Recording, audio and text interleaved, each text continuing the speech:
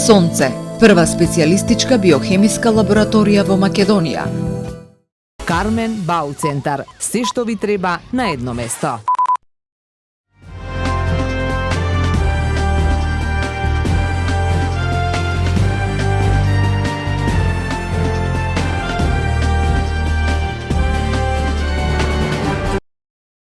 Децата денес читаат се помалку, а уште позагрижувачки е што голем дел од нив не го разбираат прочитаното. Ова беше истакнато на советувањето читањето во ерата на екраните, битка меѓу алгоритмите и книгата, што се одржа во Охрид по повод 8 децении од објавувањето на првиот буквар на стандарден македонски јазик.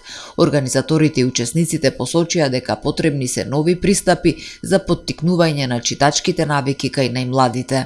Нашата установа стои цврсто на браникот на книгата јазикот.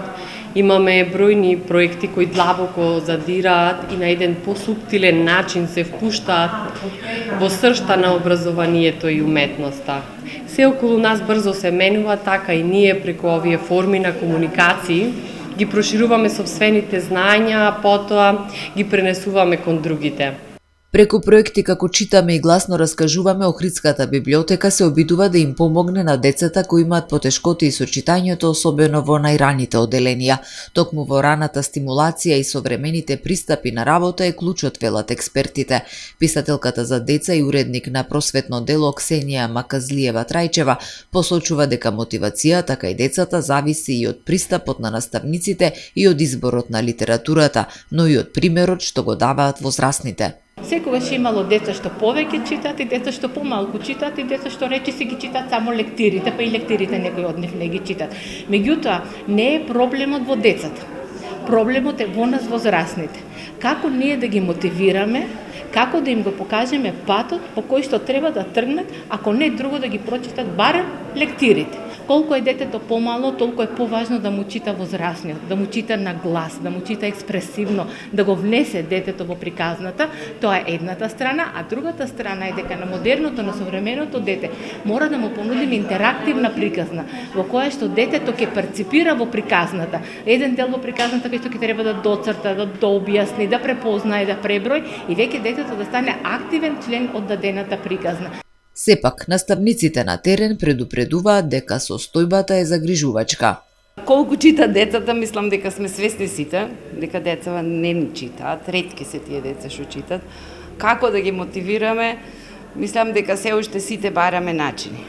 Некој дете ќе го мотивираме на еден начин, некој на друго, меѓутоа општо земено кај нас ми се чини дигитализацијата, што почнува од мали нозе, прави проблем. Кога дете од 3 години е на телефон, на 6 години веќе нема да чита. Треба да се почне од најмала возраст. Кога детето на година и пол ќе го научиш дека навечер треба да му се прочита приказна, тоа веќе влегува во светот на читањето и во светот на бајките и потоа е многу лесно да го насочите да чита и друга литература.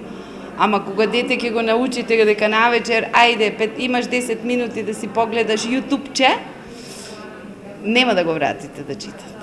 Дигитализацијата, мобилните уреди, социјалните мрежи значително ја намалуваат способноста на децата за концентрација и внимание, што директно влијае врз нивната способност за читање. Дополнителен проблем е што учениците и кога читаат, често не разбираат што читаат, велат просветните работници. Ние не само тоа што имаме проблем општо да се чита текст, бидејќи веќе никој не чита, имаме проблеми со разбирање на текстот. Пример, кога работиме на часот, децата читаат механички, дури не се слушаат самите себе си, не разбираат што читаат. Така што едни основни нормални прашања да поставиш, каде што ќе се репродуцира што се случило во еден текст, не знаат да ги одговорат. Значи, речник немаат, не разбираат што читаат, нема волја за читање, така што мислам дека ова е проблем и болест веќе на нашето образование. Како проблем се посочува и несоодветноста на дел од наставните програми со возраста на учениците. Новата концепција која што ни дојде, сега втора година имавме лани 600, сега и во 7 оделение, значи ни донесе само поголем проблем, затоа што некои лекции, односно наставни единици кои или поими што се учеа во 8 и 9 оделение, или се учеле во средна школа, сега се тие ставени во 6 и во 7 оделение. Децата не се созреани, способни, значи да ги разберат, ги учат за тестот колку да треба да ги поминат и после тоа не знаат ништо. Значи, тоа е, вие му давате на дете во впечаток дека тоа не е способ и дека тоа не е добар ученик. Не е тоа негова грешка. Без заеднички ангажман на родителите, наставниците и институциите, тешко е дека може да се надмине овој предизвик, е заклучокот од советувањата кои ги организира Педагошкиот факултет при УКИМ Скопје во соработка со Сдруженијата на просветни работници, библиотеки и издавачки куќи. Случајот со родилката од Дебар која при породување во Струшката болница остана без 3 органи се враќа во судница. Апелациониот судја потврди затворската казна за првообвинетиот гинеколог Мухамед Асани, додека за двајцата други обвинети неговиот син Блертон Асани и Лилјана Јовановска, кои беа ослободени од вина. Предметот е вратен на повторно судење. Според моето искуство, повторувањето на постапката не треба да трае долго, односно повторената постапка по повод враќањето на предмет на повторно разјавување и одлучување не би требало да трае долго, бидејќи во основа е све направено во текот на првото судење. По правило се отстрануваат недостатоците на самата пресуда доколку такви ги има и се постапува по нападствијата на самиот апелационен суд. Она што го дал како нападствие на првостепениот суд да го препровери или уште едно да го изведе како доказ и слично. Родилката од Дебар ке бара и одштета, затоа што при царскиот ред поради лекарска грешка и беа отстранети матка, јајник и бубрек. На судот му кажавме дека се преклучуваме на кривичниот прогон, а нашето одштетно побарување ќе го стваруваме во граѓанска постапка. Тоа е стандардна постапка за надовесна штета која следи најчесто по изрекување на осудителна пресуда.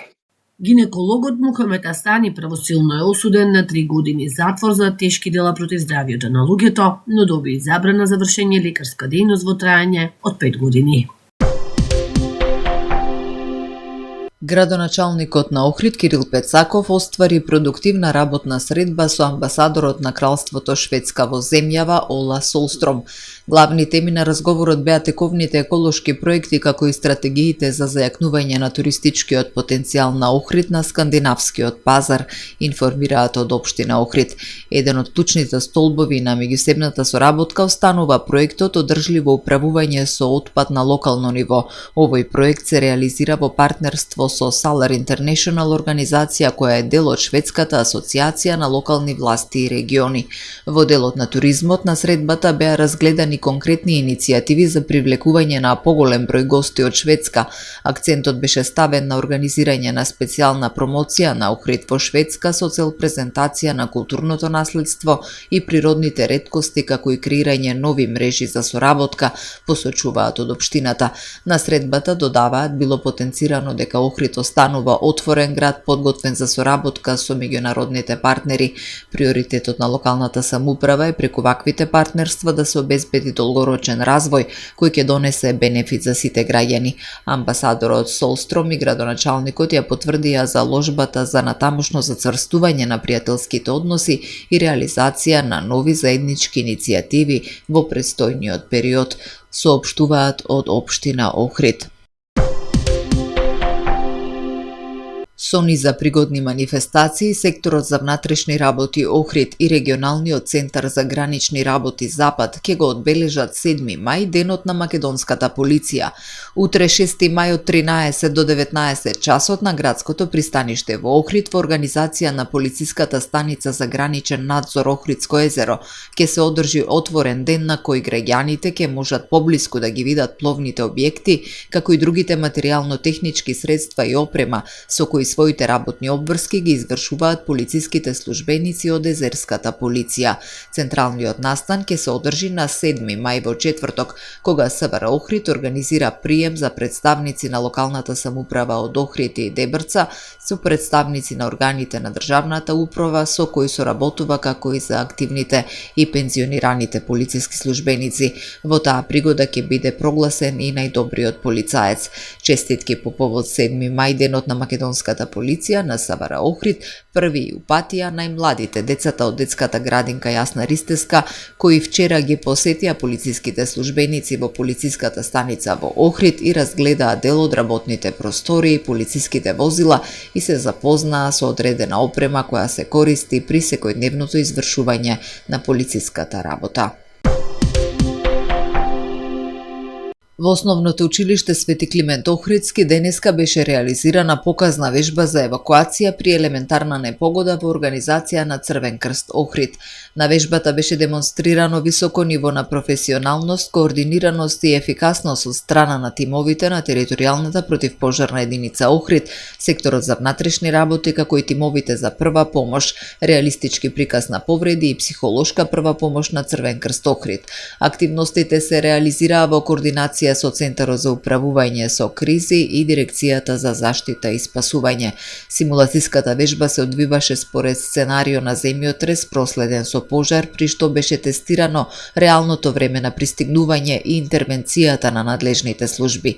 Учениците, наставниците и техничкиот персонал покажаа висока присебност, одговорност и подготвеност при евакуацијата, посочуваат од Црвениот крст.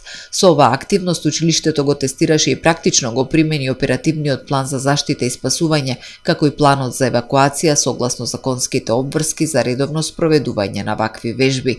Целта беше учесниците да се запознаат со насоките на движење, начините на заштита и правилно постапување во услови на елементарна непогода. Ваквите активности значително придонесуваат за подигнување на безбедноста во и околу училиштата, како и за јакнење на подготвеноста за брза и ефикасна реакција во кризна состојба. Организаторите изразија благодарност до сите институции и учесници кои придонесоа за успешната реализација на вежбата. Кебапчилница вкусно ви донесува метео. Во Охрид денеска имавме сончево и топло време. Дуваше слаб до умерен ветар од јужен правец. Максималната дневна температура се искачи до 21 степен. Утре во Охрид времето ќе биде променливо облачно со сончеви периоди, ќе дува умерен ветар од јужен правец. Утринската температура од 5 степени, а максималната дневна до 21 степен. Температурите во Македонија утре во интервал од 3 до максимални 27 степени. Следува период на променливо облачно време со повремени врнежи од дожд. Наместа ќе биде нестабилно со локален пороен дожд, појава на грмежи и засилен ветер. Повремено врнежите ќе бидат пообилни, особено во петок.